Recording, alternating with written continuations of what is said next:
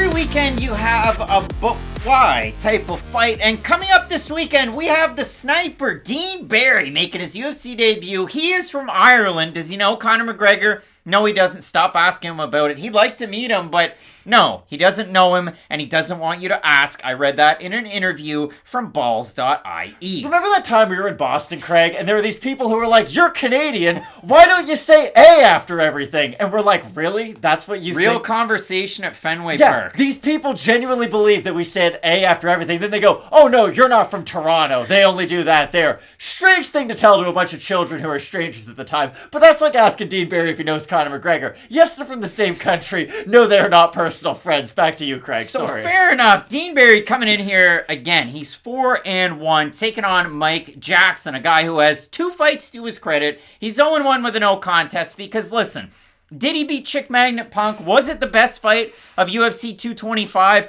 Did he then pop for the green flower tops after the fact? Yes, he did. But you know what the craziest part about it is? So I'm going through, I'm doing my research, and I'm thinking in my head, Mike Jackson, he's 1-1, right? Like, he beat CM Punk. I watched that fight. All 3 judges scored at 30-26. That did happen.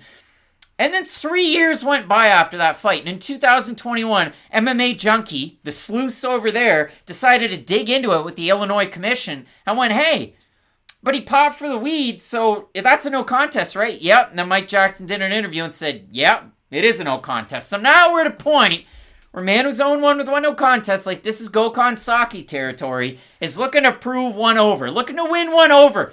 And I have a lot to say about this fight. I actually do. I did a lot of research for this one, so let me pour my brain out onto the table for everybody. But when it comes to this one, I never do this.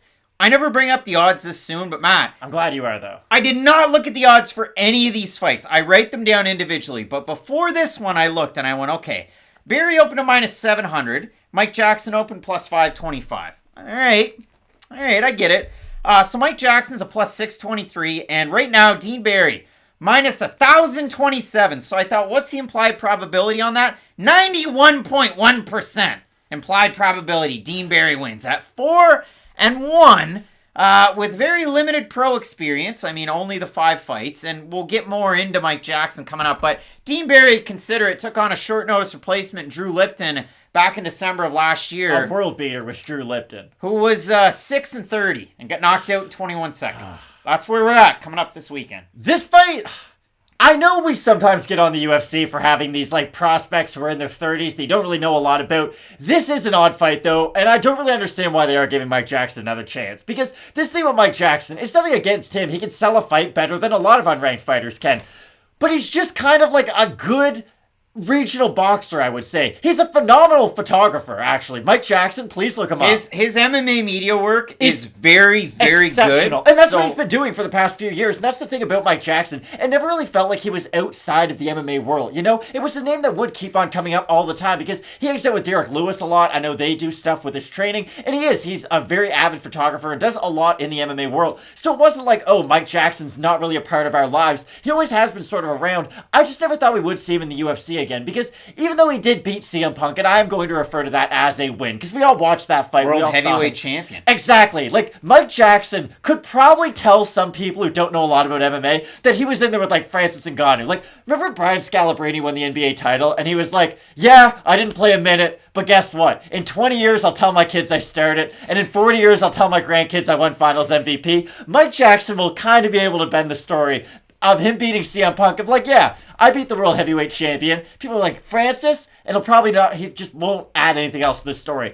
He just didn't show enough to me in that fight to think that, wow, this guy belongs at the UFC level. And that might be a little harsh to say to a guy coming off a win, but still, he was fighting Chick Magnet Punk, a guy who was very slow, and even though he trained at a really good gym at Rufus Sport, I think we can all agree, he never really seemed to make that much progress between his first fight and his second fight. He didn't have years to train in between those two things, and if you are a world-class athlete and you train at a place like Rufus Sport, like, I know people don't like Greg Hardy, he's a very polarizing figure, but I think we can all agree Greg Hardy was a world-class athlete from another sport who took up MMA on fairly short notice and did make something of himself, though. Like, he went to American Top Team and at least developed skills that we could look at and think, okay, Greg Hardy has made improvements in these areas.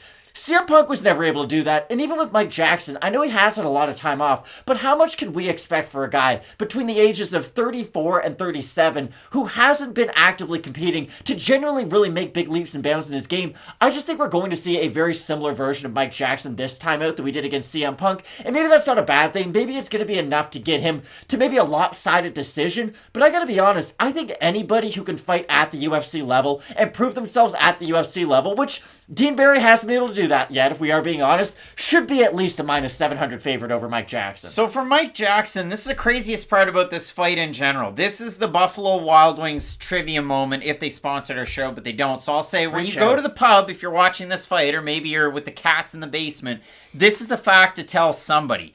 This is the third time the UFC's booked this fight. And it's not like it was okay, like they tried to book it last week and the week before.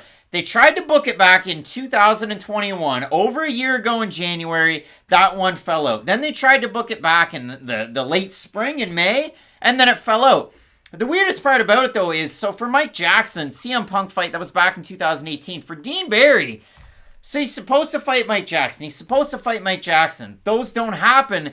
And then he has a fight booked over at Titan FC, and that doesn't happen. Then he actually does fight with Titan FC, and it does happen. Now, he's supposed to take on Hugo Hernando Prada withdraws, so on a couple days' notice, he gets Drew Lipton, who I mentioned, 6-30, knocks him out in 21 seconds. Lipton runs across the cage for the takedown, and then he gets floored. And then before that, you have Dean Barry fighting at UAE Warriors 13. That card had Manon Fiorot, Chris Barnett, lots of future MMA talent. He wins against Abdullah Al-Bushari, and this is the biggest thing that I have for Dean Barry. He's a guy that trains at Team Ryano. So some big guys at that gym. Miles Price, one of them, you're going to see him with the PFL taking on Anthony Pettis. If you told me that a few years ago, I would not have believed you, but it's going to happen. So Dean Barry, Team Rhino, from Ireland. He's fought in the States in the past, and realistically, again, it's a 4-1 pro record. But if we go back, the Abdullah Al-Bushari fight, he thought he was fighting somebody else, and then they did the old switcheroo, so they gave him a fighter who's 7-1. Al-Bushari comes out looking a weight class bigger, takes him down, and looks super dominant at the start. And then once Dean Barry's able to get back up to his feet, because listen, Dean Barry's a great striker, he's got a kickboxing background, and you see it. He's got great speed on his shots, and he's got sneaky power. Sits down on his shots. Yeah, you might not really see coming. Nice kicks as well. His takedown defense is the biggest liability of his game. But his ability to get back up to his feet actually isn't that bad. And for Al-Bushari, once it gets back up to the feet, he is completely gassed and has nothing left. The other two wins that Dean Barry has over 1-1 Thomas Thatcher and 1-1 Corey Samuels, the level of competition has not quite been there. And he got submitted by Anthony Pretty Boy Taylor, who's also a boxer occasionally and doesn't like Chris Avila. No, he does not whatsoever. That's the big point about this fight, though. For me, I feel like Mike Jackson's just having another UFC fight, and I do think Dean Barry, I'm not going to be here to tell you, okay, if he beats Mike Jackson, he's ready to be like a full-time UFC fighter, if you catch my drift. But I do think he's a good enough fighter to beat someone like Mike Jackson. Jackson himself does not have much of a grappling background whatsoever. CM Punk was able to take him down. I know we joke about his heavyweight wrestling background, but like, CM Punk in an MMA case should not be taking many people down. And the little bit of success that Punk was able to have in that fight was on the ground with his wrestling. And I do think that for Mike Jackson, is he a good boxer on the feet? Yes, but he doesn't have a lot of power. He's just sort of an accurate, more of a speedier guy with his hands. I do think he's going to have a hard time at least damaging Dean Barry, because when they are in the pocket together, yes, I think Jackson can put together a couple strikes while he's standing there, but I think the power coming back his way from Barry is going to be much more than whatever Jackson can put out, and that's why I do favor Dean Barry. I would never put money on a guy who's a minus 1,000 in anything, because I value my hard-earned money a litlittle bit too much, but I do understand why Barry is such a big favorite, because for Jackson, have we ever sat here and broken down a guy who's 0-1-1 or 0-1-0 in MMA before? No, we haven't. It's kind of ridiculous. Red Rover, send Craig over. So, Krubab Perez, Main Street Boxing and Muay Thai, it is the team that Mike Jackson belongs to, MikeTheTruth.com. But when you do look at the way that he fights, it is with that boxing style. Boxing style, not kickboxing style, boxing style. He's a tall guy, he stands straight up, he keeps his hands low, and he kind of throws some of his punches from weird angles. He's got really nice straight shots, and in his last fight against CM Punk, he also had Pat Miletich in his corner, but they definitely had a falling out, so that's not going to happen. You will not see Pat Miletich in his corner. But the craziest part about it for Mike Jackson, so he fights Mickey Gall, and it's like, okay, Gall's 1-0 and looking for a fight. You've got a guy who's a 2011 Houston Golden Gloves champ with pro boxing and amateur experience in Mike Jackson. They fight. So Jackson doesn't win it. So then what do? They go, you know what? Here we go. Let's pull you a thriller. See you later. Go out there and fight, Mr. Rafael or Rafael Justino. Chris Cyborg's older brother. The fight doesn't happen. He ends up going out there and then getting back with the UFC somehow without fighting in MMA to get the CM Punk fight. And if you remember, the fight between Mickey Gall and Mike Jackson was a loser leaves town. Winner gets Punk. And Gall got Punk. And then he got Northcutt. And then years later, he got Malott, and then he got knocked out. So the weirdest part about it is, for me, you go back, you do all the study you want. You got Mike Jackson on top of CM Punk doing like a YI Otta and then slamming and then moving his hand and like hitting him. It was weird stuff. Again, the odds are what they are. Dean Barry is more than a minus 1,000 favorite when you look at it live on Best Fight Odds. I'm not even going to guess the Tapology votes because I doubt they're close at all. 97% Dean Barry, 570 total votes, 80% have him to win by knockout for the 3% that have Jackson. 37% by knockout, 58% by decision. I laugh, but Mike Jackson, again, valued member of the MMA media community.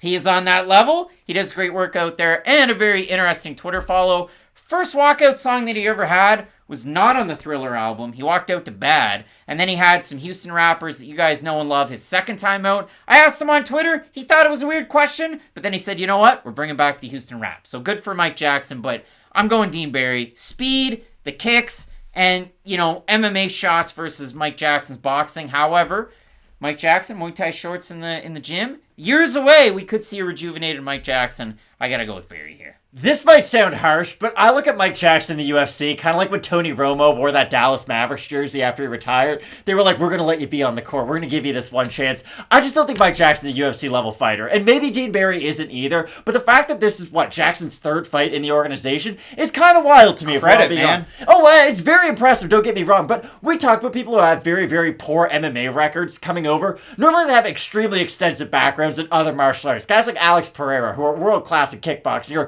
Gokhan Saki, like you had brought up earlier. Like, Saki was able to kind of get that exemption because we all realized how good of a pure striker he was in a sport that does have quite a bit of crossover between kickboxing and MMA.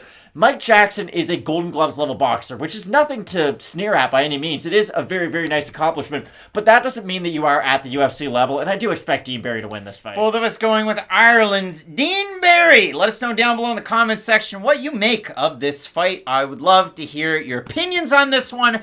We got an interesting card coming up with Amanda Lemos taking on Jessica Andrade in the main event. So keep it locked in with Fight Night Picks. We always say, let's get into it.